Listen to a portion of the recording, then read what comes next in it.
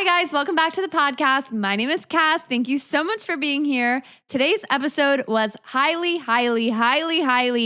requested. So of course I got myself into the lab and I started writing down ideas and scripting out this episode and trying to get it out as quickly as possible because you guys really want this episode and it's all about confidence. A couple episodes ago, I did a part 1 of confidence and that one was more focused on the outer confidence, the stuff that shows to other people that you're confident, little things that you might not even be aware of that will completely shift how people perceive you and how you perceive yourself. I wanted to follow up on that because you guys absolutely loved that episode, and there is more to confidence than just your outside body language, habits, things like that I want to dive into in this episode. So if you didn't listen to part 1 is all about the outer confidence, the habits, the body language, little things that you might not notice you even do. And this one is the deeper inner confidence. Now, the deeper inner confidence definitely takes more time to build. This is not instant. This is not overnight. This is something that is a journey and a process. But confidence is just like any other skill or any other muscle.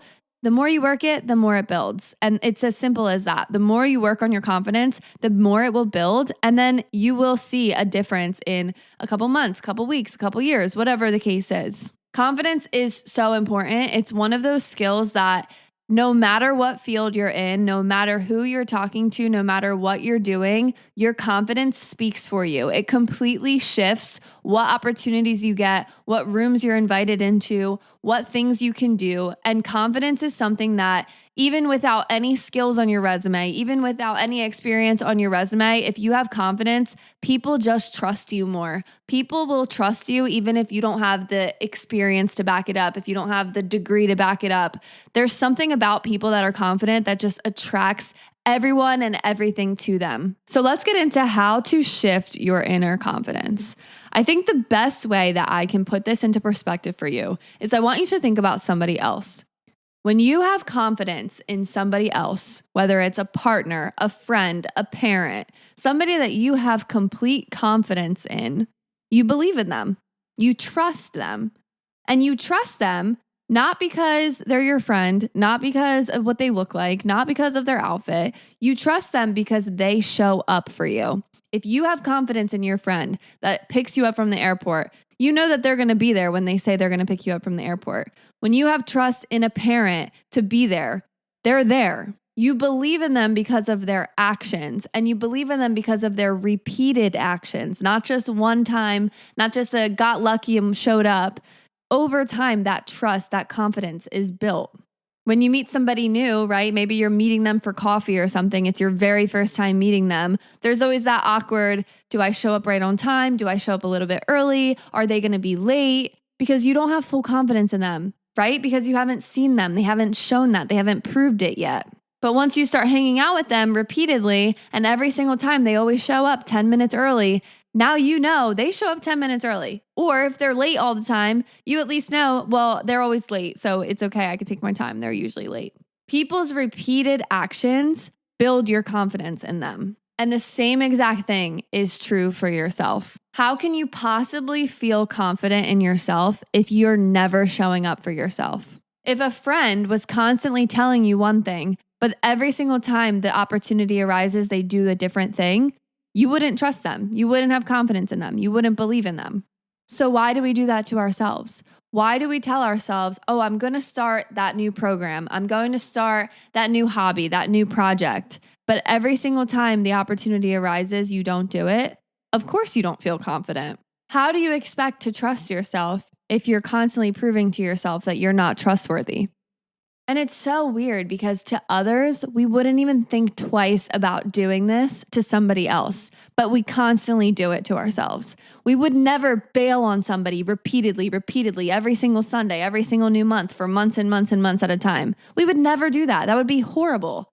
But for some reason, that goal that we set a year ago, it's been a year and we still haven't done it. Confidence is not being the hottest thing in the room. It's not being the spiciest, sexiest, smartest, best person in the room. Of course, that person can be confident as well, but the most confident person in the room is somebody that trusts themselves. It's somebody that believes in themselves, and it's somebody that knows no matter what, they will figure it out for themselves. And the best part about this is you can build this. If you're listening to this and you're like, I don't trust myself. I don't do the things that I'm saying I'm going to do. I always bail. I always give up. I always quit too soon. Guess what? You can decide right now that that's not you anymore. I want you to say that to yourself. Look yourself in the mirror. That's not me anymore. I'm somebody that does what I say I'm going to do. I'm somebody that keeps promises that I make. I treat myself like a friend, because how many of us treat friends, treat strangers better than we treat ourselves? Shoot, most people treat their pets better than they treat themselves. How many of us go out of our way for other people, right? We wear our best outfit for other people. We show up for other people. We do things that are inconvenient for other people all the time because we're good people. We're nice people, which is great. But why don't we do that same thing to ourselves? True confidence can be built, and it's built in repeated actions and actual proof that you show up for yourself. It's showing up for yourself even when it's inconvenient, even when it's scary, even when you're not 100% certain that it's going to work out, even when you don't feel like it. You show up for yourself. And you're already doing this. We already do this all the time. You would do it for a friend without a doubt. For example, I get a little bit nervous, a little bit anxious driving to Philly, right? I don't like driving in the city. It makes me nervous, but I do it anyway. If my friend asks me to pick them up from the airport, I'm there. I'm doing it even when it's scary, even when I don't feel like it, even when it's out of my way. I'm there. I'm showing up because my friend trusts me, right? But if there was a potential thing that I just wanted to do just for myself, now, it's out of my way to drive there. It's scary. I don't really like it. I'm going by myself. I'm out of my comfort zone. I'm not going to do it. That doesn't build confidence. And over time, you're training yourself to not trust yourself. You don't believe in yourself. You don't believe that you can do things that are uncomfortable, that are inconvenient. And I'm not saying just inconvenience yourself all the time, because that doesn't work either. But what happens is when you do something that you are a little bit uncomfortable with, or it's a little bit inconvenient, and then you end up doing it, you feel so good. That high of doing something that you weren't fully sure would work out and then it does, that is a feeling that you can never buy. You can never manufacture. It only happens when you take a little risk. The truth is, humans love comfort. We love being comfortable. We love being safe. We love being secure. And a lot of that comes from evolutionarily, we needed that. We needed to seek comfort because that meant that we were safe. We weren't going to get eaten by a lion. We weren't going to die, right? Every day was a test. But there's no lion. There's a new lion, and it's your own brain. It's your own brain saying, oh, I can't go do this because I'm scared, or I can't go do this because people are going to judge me. I can't do this because I don't have the skill set. So what? Literally, so what? What is the worst that's going to happen? And this is something that I do sometimes when I'm taking a risk or I'm doing something that's completely out of my comfort zone and that imposter syndrome is setting in. I'll write down the worst thing that could happen. And usually the worst thing that could happen is actually not that bad. And I have plenty of solutions if it does. But we get so caught up in these beliefs and these ideas that something's just not going to work out and everyone's going to hate me and the whole world's going to stop spinning. When in reality, the world just keeps going on. Nothing bad is going to really happen if you're taking a risk or doing something out of your comfort zone.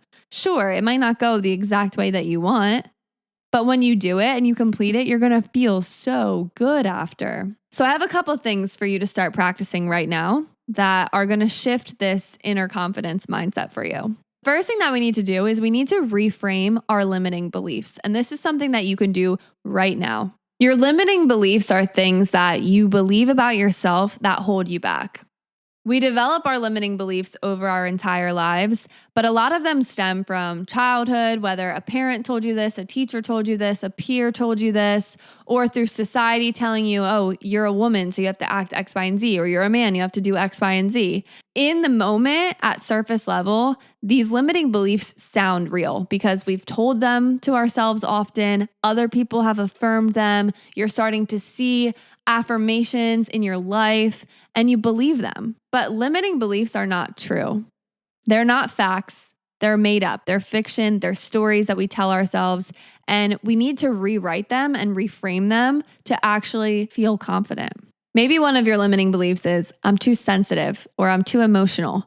Maybe your siblings told you that, your parents told you that, everybody told you that growing up, that you're just so sensitive, you cry about everything. So in turn, you've lived your adult life thinking, I'm too sensitive, I'm too emotional, my feelings don't matter, I shouldn't share them with people, I don't want to sound needy, I don't want to sound clingy. Over time, all those little phrases that you're telling yourself affect how you show up. They affect your confidence and they shrink you before you even gave yourself a chance. Now you're entering a room full of strangers that don't even know you with this belief that your feelings don't matter. So when you're telling a story, maybe you're stopping yourself early because you think people don't care, or you try to hide your emotions because you think people don't care. Or maybe your limiting belief is nothing works out for me. People like me don't succeed in this. Nothing is going to work out. I'm not successful. I always fail. I always mess things up. We have to reframe these things and you have to combat them in your head. You're going to have limiting beliefs. We all do. And most of us are thinking the same thoughts on repeat every single day, whether we realize it or not. But we have to challenge them. So I want you to think about your limiting beliefs. Think about a couple that you find yourself repeating every single day. And first, just notice them. Notice when you start to say, oh, I take up too much space. I'm too loud. I'm too sensitive. I'm not good enough. People don't like me. I always lose. I always fail. I have to be perfect or I'm going to embarrass myself. Whatever your limiting beliefs are, just start to notice them, catch them. And what I do in my head is I picture like another little person talking at them, which sounds like kind of crazy, but it works. I picture somebody else challenging them and saying, where is the evidence of this? Am I actually too loud or am I just having a good time? Am I actually too sensitive or am I just in tune with my emotions? Am I actually failing at this or is this just something new for myself? Try to find evidence for that thought that you have and challenge it, because most of the time you won't be able to find any evidence. There isn't evidence saying you're not good enough. There isn't evidence of you're too much or too little or too this or too that. Most of the time, it's just something someone said to you once that's stuck in your head. And now you live your life with the lens of looking for that in every single situation. It's like the red car theory. When someone says, look for a red car, now you see them everywhere. Someone says you're too much, and now you see it everywhere and you feel it everywhere. And you might even start to look for relationships that continuously make you feel like this as well, because deep down you think this is true about yourself. So now when you're picking a partner, you're picking friends, you're putting yourself in situations and in rooms that are affirming how you feel deep down inside. But you can shift this, you can flip this on its head. So think about your limiting beliefs and then think about the truth of it. Like I said, instead of, I always fail at things that I try, say, I'm a beginner and I'm learning and I'm going to figure this out. Instead of, my personality is too much or too loud, say, I'm somebody that likes to have fun and doesn't care what people think. This doesn't happen overnight, but small little reframes like this in your head really shift your confidence over time. And you'll start to see that a lot of the things you say about yourself, you've had for your whole life. A lot of my limiting beliefs I've had since childhood, from siblings, parents, whoever, that they didn't even mean to say these things in a bad way, but it's something that's stuck with me. I've always thought I'm too loud or I'm too much. And over time, that's caused me to shrink in places. But we have to flip that. We have to start saying to ourselves the actual truth of the situation, because the truth is there are people that love you for it. There are people that love that part of your personality. It makes you who you are. And instead of beating yourself up over it, think about the truth of it. There are so many pros to every single personality trait.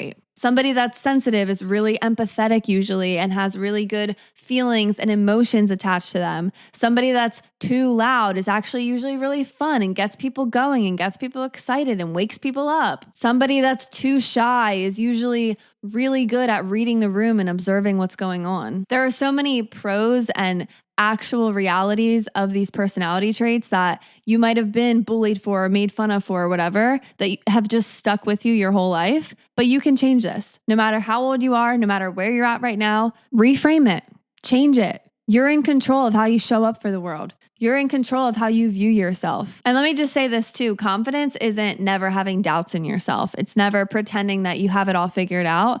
It's learning how to talk down those doubts that you have. So let's say I'm doing something new and it's a little bit scary and there is risk involved. I'm not just going to ignore the risks and say, oh, whatever, I always figure things out.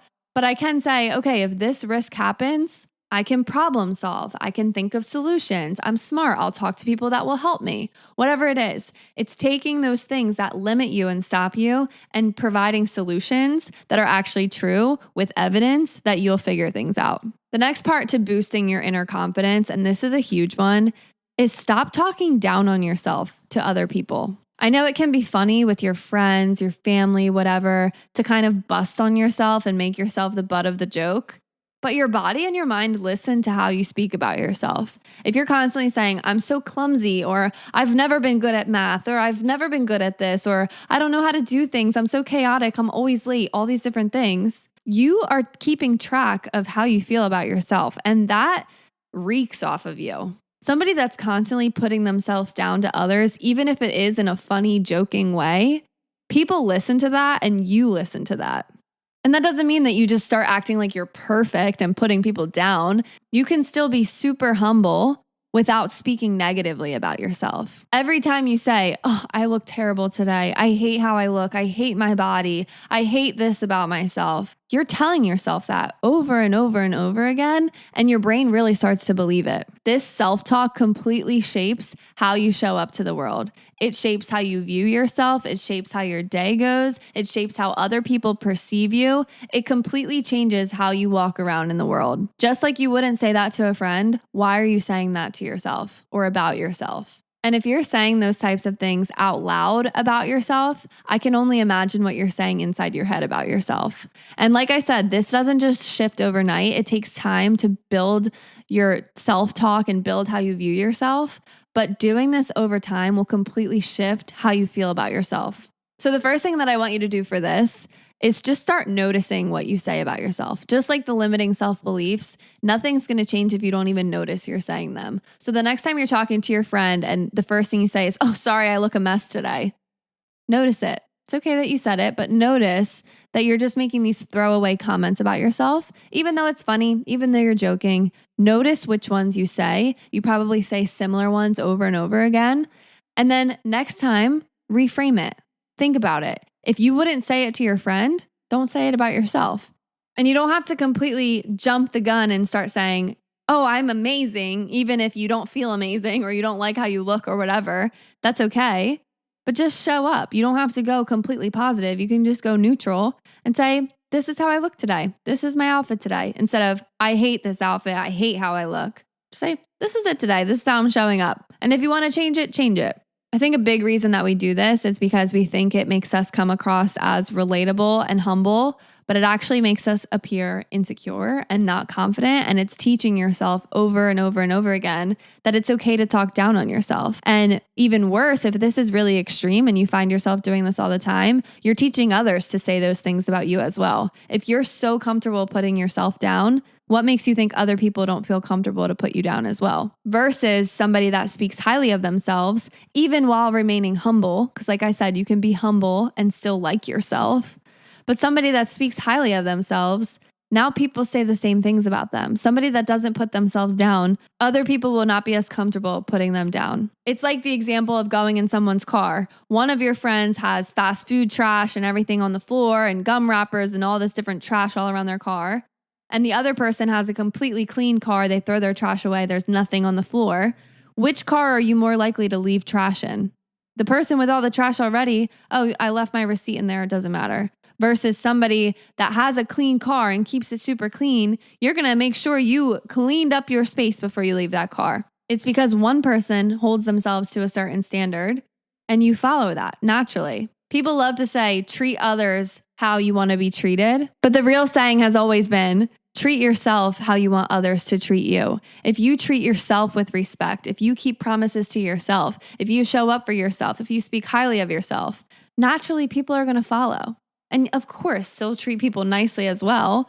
But if you're leading with that example, people can't help but follow it as well. This doesn't happen overnight. And there are still plenty of times where I speak down on myself or I say things about myself that aren't necessarily the most positive thing. But noticing it and being aware of the things that you're constantly repeating to yourself matters. And over time, you can start to shift to those things and retrain your brain to notice the positive, notice the good things, instead of just constantly telling yourself the same negative loop of, I'm not good enough, I'm not pretty enough, I'm not this, I'm not that, I'm not this, I'm not that. You can absolutely shift how you view yourself. And watch, once you start to shift how you view yourself and how you talk to yourself and how you speak about yourself, everything else is going to shift around you as well. People are going to feel lighter around you. You're going to feel lighter. You're going to start to see different opportunities that you didn't even notice before. You're going to start feeling comfortable and worthy in rooms that you didn't feel worthy in before. So I want you to really challenge yourself. Start noticing how you speak about yourself in your head and out loud and change it. Reframe it. Do a little shift. In case nobody told you, it's okay to like yourself. You spend your entire life with yourself. Everyone else is going to come in and out throughout your entire life, except for yourself. You might as well make it nice. Be nice to yourself. Like yourself. You can still like yourself and enjoy spending time with yourself and still have things that you want to work on and improve on. That's totally fine. Being aware of your deficits is also important, but we don't have to constantly berate ourselves and make ourselves feel horrible all the time. And if you want to do a little challenge, try to go a whole day without talking negatively about yourself. A whole day in your head and out loud. Not a single negative thing. You can be neutral. You don't have to be, oh my gosh, I'm perfect. But be neutral and see how it goes. And see how many times you were tempted to say something negative about yourself. What are the things that you typically pick on? Is it your body? Is it your face? Is it your outfits? Is it your personality? How loud you are? Whatever it is. Notice the things that you're constantly kind of picking apart at yourself and reframe it. You can decide today, I'm a confident person. I like who I am. I have high self-esteem. I have high self-worth. Today. Do it today. Decide today from now until eternity that you are a confident person. Reshift everything else you believed about yourself. I hope you have a fantastic week. Let's live this week a little bit more confident, a little bit more affirmed in ourselves. And I'll talk to you guys next time. Thank you for listening.